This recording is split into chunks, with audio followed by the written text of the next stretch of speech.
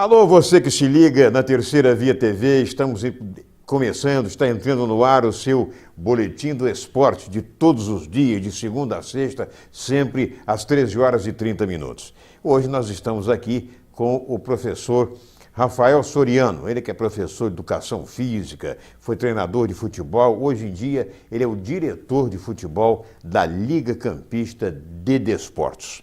Rafael, mais uma vez, muito prazer, já esteve aqui várias vezes, prazer sempre você aqui. Prazer é todo meu, Luiz, poder novamente estar participando aqui com vocês.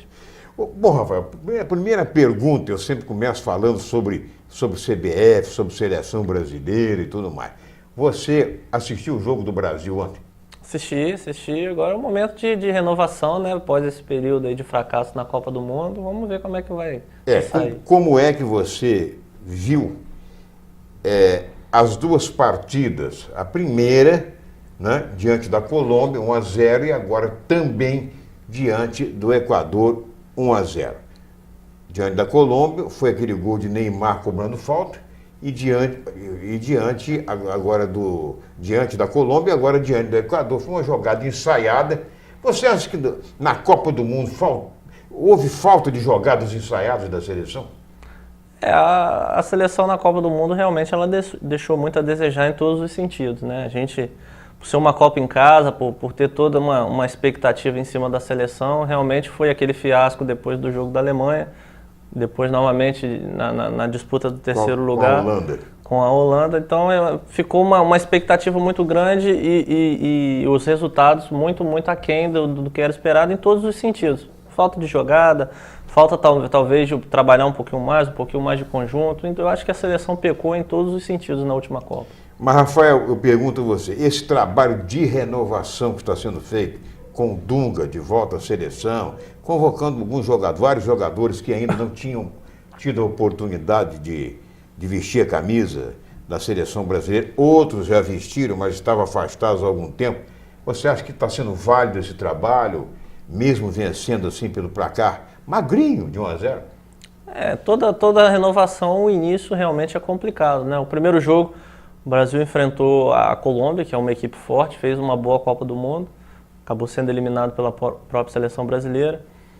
O jogo já de ontem com o Equador, não houve uma evolução muito grande, mas também o tempo de trabalho, o tempo da equipe junto, de trabalhar, esse processo de renovação, todo o processo de renovação no início ele é realmente um pouco complicado. Acredito que o Brasil vai ter aí para frente, o Dunga vai ter aí bastante tempo para poder observar, para poder analisar, para tentar renovar com alguns jogadores que estejam bem nos seus clubes, que ainda não tinham tido um tempo essa oportunidade na seleção brasileira, para a gente ver aí se realmente ele vai conseguir aí dar uma sequência, uma melhorada aí na seleção. Desses que entraram ontem, por exemplo, você gostou mais de algum, os dois laterais que entraram? Principalmente o Filipe Luiz. O Filipe Luiz foi um jogador, eu acho que o Marcelo ficou muito abaixo do que todo mundo esperava na última Copa, e o Filipe mostrou aí que realmente ele pode tomar conta da posição aí, um jogador já rodado, um jogador de Barcelona, tem toda essa condição aí de assumir a camisa da seleção, do Atlético de Madrid, perdão. Exato, mas infelizmente o nosso Gil, zagueiro daqui nosso, da região, que você conhece muito bem, o Gil só entrou no finalzinho, né, faltando 1 minuto e meio para terminar o jogo. É válido. Você acha você acredita que novas convocações do Gil? Acredito que sim. O Gil, um jogador, hoje ele está numa fase muito boa na carreira, um jogador está jogando muito bem pelo Corinthians, assumiu já por um bom tempo aí a titularidade, vem mantendo uma crescente, vem mantendo uma sequência. Hoje, um jogador que está pronto. Eu acredito até que possa vir aí a brigar por uma posição de titular futuramente na seleção brasileira. Você que fala em defesa, jogador de defesa, a gente está falando do Gil, o Dedé dessa vez não foi convocado, né? Mas no Cruzeiro ele continua sendo aquele jogador voluntarioso, aquele jogador. Você acredita, você acha que também a fase do Dedé já está passando? O Dedé teve realmente um momento bom no Vasco, depois conseguiu manter esse momento no Cruzeiro, mas é uma opção do treinador. Acho que o Dedé, o Gil, eles estão ali naquele mesmo nível ali, um patamar. O Gil, talvez, por não ter tido ainda uma oportunidade, o Dunga quis dar essa primeira oportunidade a ele, até para ver como é que ele ia se sair E eu acredito aí que ele saiu na frente do Dedé agora aí nessa briga aí por uma vaga na seleção. Agora, o próximo jogo da seleção já está confirmado para o dia 11, né, de outubro. Esse jogo vai ser na China, diante da Argentina. E aí vai ser uma parada mais indigesta, porque a Argentina, depois da Copa do Mundo, né, primeiro jogo dela com a Alemanha, justamente, foi lá na Alemanha, Düsseldorf, e marcou 4 gols. Quer dizer, mesmo sem o Messi estar no time. Quer dizer, vai ser na China. Você acha que vai ser um bom teste realmente para o Brasil? Depois o Brasil vai para Singapura, onde vai enfrentar a seleção do Japão. São 2 jogos mais difíceis, principalmente a Argentina. O jogo da Argentina é um clássico, né? O clássico por si só já diz tudo, mas a Argentina no momento que vem de um vice-campeonato mundial, uma equipe formada, uma base pronta que já vem jogando junto há bastante tempo, quanto uma seleção que está num processo de renovação. É um momento complicado, mas como é clássico, a gente pode esperar aí um jogo, independente do Brasil estar na situação que está, é sempre um jogo difícil, um jogo complicado.